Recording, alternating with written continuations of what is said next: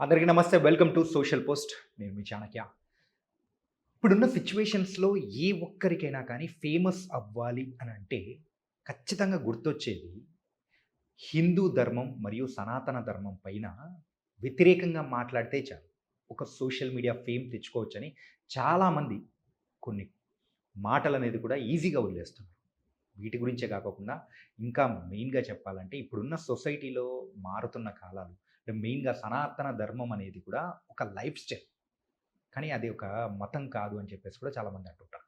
So దీని గురించి కూడా ఇంకా వివరంగా మనకైతే ఎక్స్‌ప్లెయిన్ చేయడానికి మనతో పాటు కూడా ఉన్నారు శివరుద్ర సాధువు గారు. మరి ఆయనతో మాట్లాడదాం, అడిగి తెలుసుకుందాం. గురుగారు నమస్తే. నమస్కారం మిత్రులారా, నమస్కారం.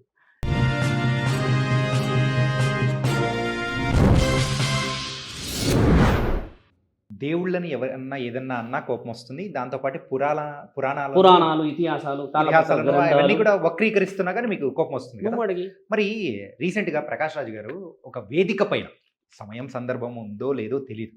కానీ అక్కడ ప్రత్యేకంగా సీతారాముల వారి గురించి అయినా కానీ, సో అక్కడ జరిగిన సందర్భం గురించి అయినా కానీ, రామాయణం ఇలా కాదు, ఇలా అయింది, కానీ ఇలా అని చెప్పేసి ఇంతమంది ఇన్ని రకాలుగా ఎన్నో జనరేషన్స్ నుంచి మనం చెప్తూ ఉన్న రామాయణాన్ని వక్రీకరిస్తూ మాట్లాడుతున్న వాళ్ళ గురించి మనం ఏమనుకోవాలి? ఒక ఫేమ్ కోసమనే కదా. ఇప్పుడు ఆయనకి ఏమున్నది ఫేమ్? ప్రకాష్ రాజ్ ఫేమ్ ఉంది అంతేగా. సినిమాల్లో విలన్ అయినా, ఇప్పుడు నిజ జీవితంలో కూడా విలన్ అయ్యాడు అంతే. హీరో పాత్రలో వెళ్ళి చేసినట్టే బహుశా హీరోలాగా మాట్లాడేవాడే. కాబట్టి ప్రకాష్ రాజ్ మాట్లాడింది ఖండించే విషయం ఏంటంటే, స్వధర్మాన్ని గౌరవిస్తూ, పరధర్మాన్ని గౌరవిస్తూ, దైవధర్మాన్ని పాటించడం అనేది మానవతత్వం. ఇందులో ఉండొచ్చు చాలామంది నీ మీద ఎన్నో వేస్తారు. ఛత్రపతి శివాజీ విషయంలో జరగలేవా? ఎన్నో వేరే వేరే విషయం జరగలేవా? రాణి రుద్రమదేవి మీద అటాక్లు జరగలేవా? ఎందరి మీద జరుగుతాయి విషయాలు, కానీ ధర్మమే గెలిచింది ఆఖరికి. ఇప్పుడు ఇవన్నీ కాటాకు చప్పుళ్ళు ప్రకాష్ రాజ్ చెప్పింది. హౌ డేర్ అంటే నీకు అంతటి అవగాహన. శ్రీరాముడు పండ్లు దొంగలించడానికి వెళ్ళాడా? మరి ఎవరు పెట్టారు మరి పండ్లు? మరి ప్రకాష్ రాజు గారి యొక్క పూర్వీకులు పెట్టారా, లేకపోతే వాళ్ళు ఇంకెవరైనా పెట్టారా? ఆ తోటలోకి వచ్చి రాముడు పండ్లు తీసుకెళ్ళాడని దానికి ఏ పండ్లు అంటే ఎక్కడ పండ్లు? ఆ స్థల పురాణం ఏమిటి? రాముడి చరిత్ర చెబుతున్న వైభవం ఏమిటి? ఆ వైభవంలో అర్థాలు ఏమిటి? నువ్వు ఇది మాట్లాడు. ఊరికి పండ్లు తీసుకొచ్చేసి పోయినందుకు రావణాసుడు గొడవ పడేశాడు అని చెప్పేసి, మరి రావణాసుడు రాజేనేమో 4 పండ్ల గురించి గొడవ పడతాడా? ఒక మాట అనుకుందాం మనం. రాజే అన్నాం మనం. అలాంటి పెద్ద రాజు 10 తలలే ఉన్నాయేమో, ఒక తలతో ఆలోచించలేకపోయాడా? రాముడు తినడానికి తీసుకెళ్తున్నాడుగా పండ్లు, చాలామంది తీసుకెళ్తున్నారు అనుకోవచ్చుగా. అంటే ఇక్కడ ఏమవుతుందంటే, ఒక పర్టిక్యులర్ పర్సనాలిటీని బాధించడానికి వదిలిన వర్డ్ అది. అబ్సల్యూట్గా దాన్ని ఖండించారు, కేసేశారు అక్కడ. ఒకవేళ మీరు అన్నట్టుగానే it is a oral word వదులుకునేది లేదు ఇక్కడ. గరికపాటి గారికి గీకి పడేశారు ఇక్కడ. మంచి వాళ్ళు ప్రభుత్వంలో గుడ్డు గురించి అనగానే ఎంత పెద్ద వచ్చింది, గాడిది గుడ్డు అని అక్కడికి తీసుకొచ్చారు. ఎందుకు వచ్చారంటే యాక్సెప్ట్ చేయలేదు సొసైటీ. నువ్వు గరికపాటి అని చెప్పేసి మాట్లాడావా, లేకపోతే నువ్వు పెద్ద మనిషి అని మాట్లాడావు అని అంటే ధర్మం వైపు మాట్లాడు. పెద్ద మనిషి అయితే ధర్మాన్ని గెలిపించి చూపించు. పెద్ద మనిషి అయితే ప్రకాష్ రాజు భారతదేశానికి రాజు కాదు, గుర్తుపెట్టుకోవాల్సిన అవసరం. కాబట్టి అసందర్భంగా మాట్లాడిన సందర్భాన్ని క్రియేట్ చేయడానికి రెడీ ఉన్నారు హిందువులు. కాబట్టి హిందూ సోదరులైనా, ధర్మం గురించి గొడవ పడ్డ వాళ్ళైనా ఆ వ్యతిరేకించడం చాలా చాలా చాలా ఆనందకరమైన విషయం. లైవ్లోకి వచ్చాము, చాలామంది పిలిచారు, వీడియో ఛానల్ మాట్లాడాం. ఏమడిగాం? రాముడి మానస చరిత్రం చదివావా? రామాయణం చదివావా? తండ్రికి ఎంతమంది తల్లి? 3 తల్లిలు అంటే వాళ్ళు ఎందుకు ఏ విధంగా పుట్టాడో తెలుసా? ఎందుకు అంత పెద్ద యుద్ధం అయింది నీకు తెలుసా? దానివల్ల రాముడి వంశం బాగుపడ్డదా? మీరు రాముడి వంశమా మిత్రుడా? నేను రాముడి వంశమా? ఈ రాముడి వంశాలన్నిటిది ఏం లేదు ఇక్కడ. అందరూ మానవులు. రాముడి వంశంలో ఉండొచ్చుగా మరి మీరు అన్నట్టుగా. అది దేవుళ్ళు జరిగిన ఒక యుగములో రామాయణం జరిగిన సందర్భాన్ని మన చరిత్ర పుస్తకాల్లో చదివి క్షేమంగా ఉండండి రా అని అంటే అందులో నుంచి నువ్వు పురుగులు ఎత్తుకుతావు. హీనమైన చావు చేస్తారు ఇలాంటి వాళ్ళే. దీన్ని గరుడ పురాణంలో శిక్షలు అమలు అని అంటారు. అంటే గురుగారు, గరుడ పురాణంలో మనిషి బాగా బతుకుతారు, చాలా అందంగా చక్కగా చక్కగా మెరుస్తుంటుంది వాళ్ళ ఫేస్లు అంట. పోయేటప్పుడు ఎలా తీసుకెళ్తారు చూసారా? ముక్కులు 2 పెట్టేసి, నోట్లో అదేదో కట్టేసి, ఇలా కాలు ఇలా ఉండేది కాబట్టి ఇలా కట్టి చేతులు ఇలా దగ్గరికి పెట్టి వైట్ కలర్ కూడా చుడతారు. ఎందుకు white? For what reason? White cloth you cannot even take in single dot. ఒక చిన్న మరక పెడితే కూడా కనబడుతుంది. పెడతా అక్కడ మచ్చ తీసుకెళ్ళి చూయించు. At least you show what you are now taking. అంటే నువ్వు పోతున్నప్పుడు వైల్ గోయింగ్ చూయించు. తెల్లబట్ట కప్పేది దానికి 2 జోబులు ఇలా పెడతారా? ఏముండదు, ప్లెయిన్ ఉంటుంది. ఇప్పుడు జోబులను ఉంటాయి. నాకు కూడా జోబు ఉంది, ఇక్కడ అది ఉంది, అదే పెట్టుకున్నాక ఏదో పెట్టుకుంటా, దాచుకుంటున్నా. చూయించిన ఆయన మరి దాచుకోవడానికి అని ఇలా తీసి ఇలా పెడతా, ఇలా చూయించి పెడతా. ఇన్నున్న దాంట్లలో నువ్వు ఏం మాట్లాడుకుంటావు, ఏం నేర్చుకుంటావు? నీవు జరగని యుగం గురించి, జరిగిపోయిన యుగంలో గురించి మాట్లాడుతున్నావు అంటే నీకు నాలెడ్జ్ లేదని అర్థం. అక్కడ దేవుళ్ళు పటాలల్లో, గుడులల్లో పుణ్యం కోసం ఉన్నారు. అక్కడ నిన్ను పుణ్యం సంపాదించమన్నారంతే కానీ వాళ్ళ మధ్యలో పుల్లలు పెట్టమని లేరు. ఇక్కడ పెట్టేసేసి ఏం సాధించావు? ఒక జాతిని కించపరిచావు, లేదా ఒక వ్యక్తిని కించపరిచావు. దానివల్ల నువ్వు అవమానాల పాయాలయ్యావు కదా. డబ్బులు ఉన్నాయి కాబట్టి ఏసీ ఇంకా చల్లగా గాలి కొడుతుంది. ఒక్కసారి శ్మశానం ఎక్కితే బయలుదేరుతాడు చిత్రగుప్తుడు. ఓహో ద డేట్ వాజ్, యమధర్మరాజు వస్తాడు దున్నపోతే కూర్చొని గద తీసి ఒకటి నెత్తి మీద పెట్టి వీళ్ళని తీసుకెళ్ళండి. ఎందుకు తీసుకెళ్తున్నావు అంటే everything is recorded. Chitragupta very secret person is there. చిత్రం అంటే ఏంది మీకు తెలిసింది, గుప్తం అంటే సీక్రెట్. యమ ధర్మ అంటే యముడు ఎవరు? ధర్మం వైపు ఉన్నది నీ చావు, ఖచ్చితంగా నిన్ను తీసుకెళ్ళాలి. మీ ఇద్దరు వెళ్ళిపోయిన తర్వాత యమభటులు వస్తారు నిన్ను మంచిగా శిక్షించడానికి. గరుడ పురాణంలో గరుత్మంతుడు రాశాడు, విష్ణు మహానీయుడు అనుమతిచ్చాడు, ఆత్మని కూడా బాధ పెట్టండి, శరీరం సుఖం అనుభవించింది కదా. కాబట్టి ఆత్మలను శిక్షించే మహాద్భాగ్యం కలిగించిన మహాభారత పురాణాల నుంచి తీసుకుంటే 18 పురాణాలు 36 పురాణాలు అయితే వీటన్నిటిపై నుంచి పుట్టిన 36వ పురాణమే మన దగ్గర ఉన్న గరుడ పురాణం. మనిషి చనిపోయిన తర్వాత కూడా శిక్షలు అమలు చేయగలిగే ఏకైక శక్తి దేవుడే. చూసారా, పురాణం ఉంది, రుజువు ఉంది. It is preferable. ఇప్పుడు మనిషికి భయం కలగాలించాలా? ఈరోజు డబ్బులు ఉన్నాయని విర్రవీగుతావా? కానీ నిజంగా మరొక జన్మ అనేది ఉంటుందా? జన్మ ఉంటుంది. ఎలాంటి జన్మ ఉంటుంది? ఓ జన్మలని తల్లిదండ్రులు పుణ్యం చేశారో, నీ పూర్వీకులు వైభవం సంపాదించారో, లేకపోతే ఎవరో ఏదో విధంగా నీవు పుట్టిన ఆ కమ్మటి జీవితాన్ని ఇలా దుర్వినియోగం చేస్తే అప్పుడు ఉంటుంది పండ్లు దొంగిలించే జీవితం. ఇంకా పండ్లు దొంగిలించి తినొచ్చు, ఇంకా అప్పుడేముంటుందో. చూసారా, ఇది మన దగ్గర రాయబడి ఉంది స్వామి. భవిష్యత్ ప్రణాళిక భగవద్గీత. ఏం రాసింది భగవద్గీతలో? హౌ ఒక మానవ శరీరం బతకాల, బతికినప్పుడు ఏమేమి ప్రతిఫలాలను చూస్తాడు, కర్మని ఏ విధంగా అనుభవిస్తే ఏ విధమైన జీవితాలు అనుభవిస్తారు. ఈరోజు సుఖపడ్డావు అనుకో మిత్ర, నీవు పుణ్యంలో లేవని అర్థం మిత్రమా. ఇది భగవద్గీతలో రాసున్న మహా సెంటెన్స్.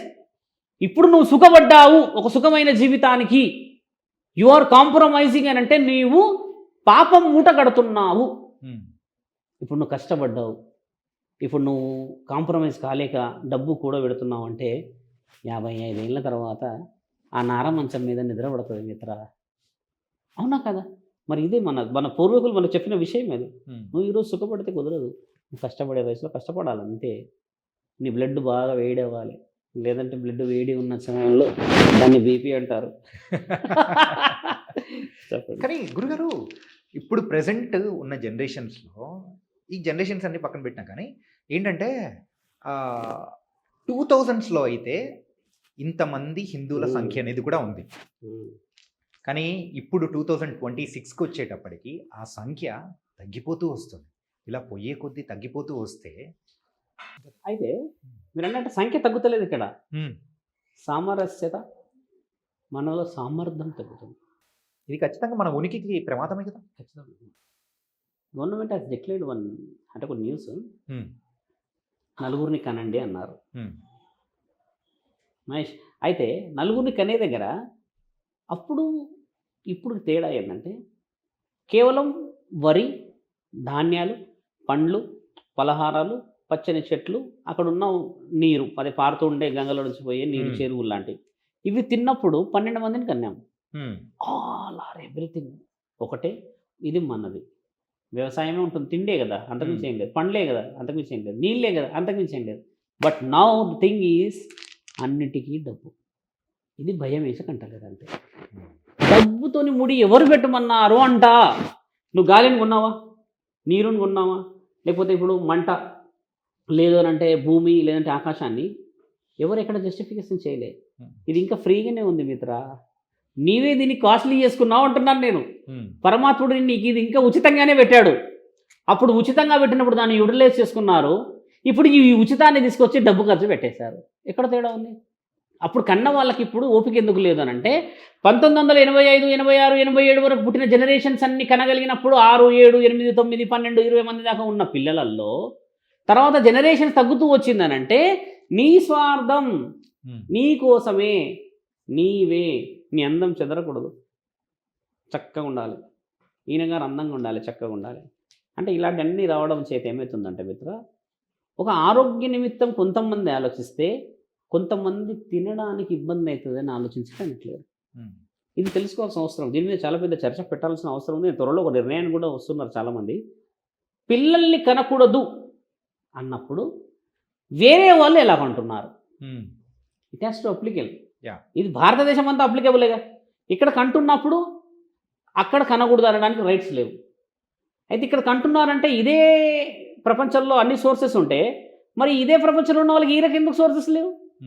ఇక్కడ ఓపిక లేదు, ఇక్కడ వ్యూహం, ఫ్యూచర్, ఒక ఆలోచన, రేపటి రోజు మన ఆధిపత్యం, రేపటి రోజు మన పోరు, రేపటి రోజు మన విజయం. This is kind of future plan. మరి నీ ఫ్యూచర్ ప్లాన్ చేసుకోవట్లేదంటే మనం చాలామంది ఉన్నాం ఇప్పుడు జనరేషన్, చాలామంది కోట్ల మంది అయిపోయాం కాబట్టి ఇప్పుడు కనట్లేము అంటాం. కానీ అపార్ట్ అంటే ఈ పక్కన పెడితే ఒక 23, 24 సంవత్సరాలు ఇప్పుడు రానున్న రోజుల్లో ఈ స్ట్రెంగ్స్ అనేవి తగ్గిపోతాయిగా. తగ్గిపోయినప్పుడు ఈ జనరేషన్ అవసరం పడుతుందని ఇప్పుడు పెద్దవాళ్ళ నిర్ణయాలు. 5 మందిని 6 మందిని కనాలి, ఎన్నెన్నో గవర్నమెంట్ స్కీములు ఇస్తుంది అంటే స్కీమ్లను ఎందుకు మరి? ప్రభుత్వం ఇచ్చే ఉచిత పథకం గొప్పలు తీసుకోవద్దుగా, చాలా చిన్న వాళ్ళే తీసుకోవాలి. మరి ఆ ఆలోచనను ఎప్పుడు తీసేస్తావు? రేషన్ బియ్యం తిని ఈరోజు ఎందరో ఐఏఎస్ ఆఫీసర్స్ అయ్యారు మిత్ర. ఈరోజు రేషన్ షాప్ దగ్గర నిల్చోడానికి చాలామందికి ఒక మొహమాటం వస్తుంది, నామోషి. మేము చెప్తున్నాము ఈరోజు, మేము శివరుద్ర సాధు కేదార్నాథ క్షేత్రాధిపతి నేను చెప్పుకున్నా కూడా నేను లైన్లో నుంచొని మా అమ్మగారు అక్కడ మాకంటే ముందు వెళ్ళేవాళ్ళు, మా అమ్మవారు అక్కడ నుంచి ఉంటే మేము వెళ్ళేసి సైకిల్ మీద పెట్టుకొని వచ్చేవాళ్ళం. ఆ బియ్యం తినేసిన మనం ఈరోజు కండలన్నీ వెంచేసేసి మేము బాగా చదువుకున్నామని చెప్పుకున్నప్పుడు పుణ్యం గుర్తుకురాలా? మరి ఈరోజు అహం దేనికడ్డు, నామూసి దేనికడ్డు? నీ తల్లిదండ్రులు నీకోసమే తీసుకొని వస్తున్నారు. ఒక పెద్ద మనిషి అయింది స్వామి, నువ్వు ఒక్కరిని ఉంటే నువ్వు 15 కిలోల కంటే ఎక్కువ తిరగేమో నాకు తెలిసి, వయసులో ఉన్నావు కాబట్టి సంవత్సరం మొత్తం ఈ నెల మొత్తంలో ఈ 15 కిలోలు సంపాదించుకోవడానికి నువ్వు నెలంతా పని చేయాలా? నీ లగ్జరీ కోసం పని చేయాలి, నీ అట్మాస్ఫియర్ మార్చడానికి, నీ అటైరు, నువ్వు హెయిర్, ఇంకేవో ఉంటాయి, ఇవన్నిటి కోసం పని చేయాలి. అప్పుడు ఇవన్నీ లేకుండే మిత్ర కడుపు చూశారు, భవిష్యత్తులో బాగా చూడగలిగారు. ఇప్పుడు సొసైటీని చూస్తున్నాము, కడుపు మాడుతుంది. ఎంతమంది ఈరోజు మధ్యాహ్నం జొమాటో నుంచి తెచ్చిన ఆర్డర్లు తిన్నారో మీకు తెలుసా మిత్ర? కొన్ని లక్షల ఫ్యామిలీస్ సాటిస్ఫాక్షన్గా తినలే. ఇంటికి పోయినాక చకలం ముక్కలం పెట్టి వండుకొని తిన్నప్పుడు అప్పుడు దిగుతుంది కదా. నేను అనేది ఏంటంటే అది 3 పూటలు మన చేతుల్లో ఇంకా ఉంది, దాన్ని యూటిలైజ్ చేసుకోవట్లేము మనం. పిల్లల్ని కనకపోవడానికి గల కారణాలు ఏమి లేవు, ధైర్యం చాలతలేదు. త్వరలో ఆ ముక్కంటి ఏదో ఒక వ్యూహంలో ఎవరినో ఒకరిని మార్చి ఖచ్చితంగా ఇది రావాలని చెప్పేసి ఆ రోజు ఛత్రపతి శివాజీ చేసిన పెద్ద పెద్ద ప్రతిజ్ఞలు, ఆ శంభాజీ మహారాజ్ చేసిన ఆ యొక్క ప్రాణత్యాగాలు లాంటివి రావాలి. మనల్ని మనం కాపాడుకోవాలి. 10 మందిని కనాలి, 5 మందిని కనాలి, 4 కనాలి, కనీసం మనం అలా వదిలేస్తాము. కానీ అంటే కనకపోవడం వల్లే ఇలాంటి ప్రాబ్లం వస్తుంది అనుకోవచ్చు. లేకపోవడం అని అంటే మీరు కనకపోవడం అని అంటే జనరేషన్ లేదు కదా. మరి కనకపోతే జనరేషన్ లేకపోతే దెర్ ఈజ్ ఎ వార్. మనం వార్ ఎలా అంటాం? 2 sides పీపుల్ని వార్ అంటాం. ఇప్పుడు మరి వార్లో మరి ఒక సైడే ఉంటే దాన్ని వార్ అనం, దాన్ని ఏమంటారు తెలుసా? దండయాత్ర. యుద్ధం ప్రకటించబడాలి 2 సైనికులు ఉన్నప్పుడు. ఒక సైనికులు లేరు అంటే అవతల వ్యక్తులు దండయాత్ర చేసి ఆక్రమించారు. అంటే ఇది వ్యూహమే. అంటే అక్కడ దాకా పోతారా పరిస్థితులు అని కాకుండా మనము కూడా యుద్ధాల గురించి మాట్లాడకూడదు ఇక్కడ, అసలు అవసరం లేదు. మన జనరేషన్ మనం డెవలప్ చేసుకోవాలి అంతే. అప్పుడు ప్రభుత్వం ఏమన్నదంటే హ్యూజ్గా పిల్లల్ని కనేస్తారని చెప్పేసి నాకు తెలిసి నాగార్జున గారు, అమల గారు మొదట అది తీశారు యాడ్, ఈ ప్రికాషనరీగా పురుషులు వాడండి అని. ఇఫ్ ఏదైనా హెజిటేషన్, మొహమాటం ఫీల్ అయితే people can take it directly to the government. One toolbox is there. The person should go and he has to take that one and to prevent the pregnancies or something. Now it is available in every pharmacy and now it is available in every online order. But మీరు అన్నట్టుగా ఎవరు ధైర్యం ఏ విధంగా చేస్తారో తెలుసుకోవాలి. సాధువులాగా చెప్పాల్సిన అవసరం లేదు. అప్పుడు చెప్పారు వాళ్ళు, ఎన్నో చేశారు, అంటే పాపులేషన్ కంట్రోల్ చేసుకోండి అని. ఇప్పుడు ప్రభుత్వం చెబుతున్న దాంట్లో ఒక మనిషి అంటున్నాడు 8 years అయింది పిల్లలే అయితే లేరు అంటున్నారు. నీ హ్యాబిట్స్ ఏంది? Chinese fast food. Daily evening అయినా 2-3 మంచి స్ట్రాంగ్ లేస్తే కానీ నిద్రపోడు.